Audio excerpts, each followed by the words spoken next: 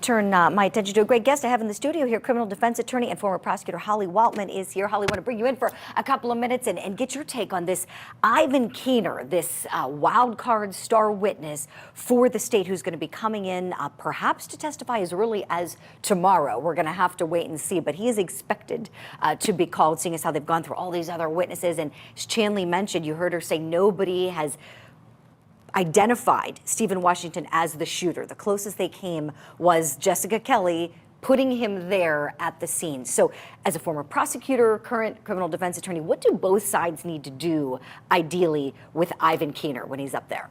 The state needs to have a strong witness come out when this resumes. I did not find her very compelling. It was a little bizarre, as we've been talking about, the way that she just very casually testified in a murder trial, as if it was something that she had done before, and maybe she has, I don't know. But the defense has in their favor that there's a lot of people at this party. No one's been able to say exactly how many or exactly where everyone was. And so I would just keep muddying the water and creating reasonable doubt, because that is the highest burden we have, and the state so far has not been able to carry that burden against this defendant. Sure. You know, and with Ivan Keener, I think he said some different things. You know, he talked to investigators initially, then he spoke at the prelim, and so there may be an opportunity for the state to impeach him depending on what he says and essentially make him look like a liar in court. And I would think they're probably going to be ready with their binder and all the prelim transcripts. And then if you're on the defense side, we know he's getting a deal.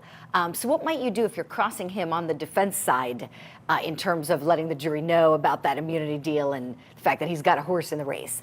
Well, I think the most effective way to do this, which is the way I do it, is I put it out for the jury to hear and to see. And I think that a nonverbal testimony tool, such as an indictment, where his name once was, and explain exactly what he was facing and the deal, the downward departure that he is now getting for his testimony. I like to use it as a visual aid. I like to publish it to the jury and make it part of the record. Nice. Love that. So take the indictment, hold it up, wave it around. This is what you're charged with. You know, he's charged with being an accessory in this case. And so he's looking at a potential 5 years of imprisonment, possibly. And we don't know what exactly the agreement is, whether it's to the charge or to the sentence or to both. We just know that they're not going to be able to use his testimony against him at any further proceedings. So Ivan Keener may be coming tomorrow. We shall see.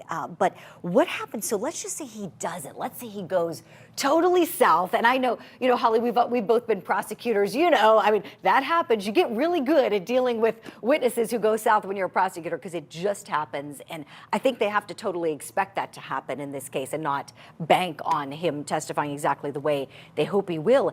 If he does, how do you think they save the case?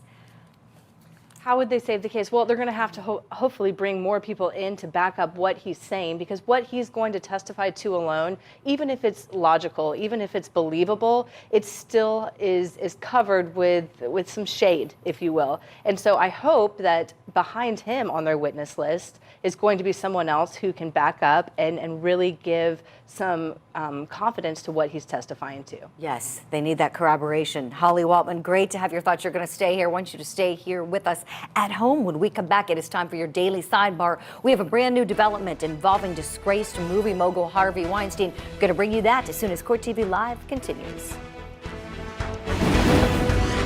Tonight.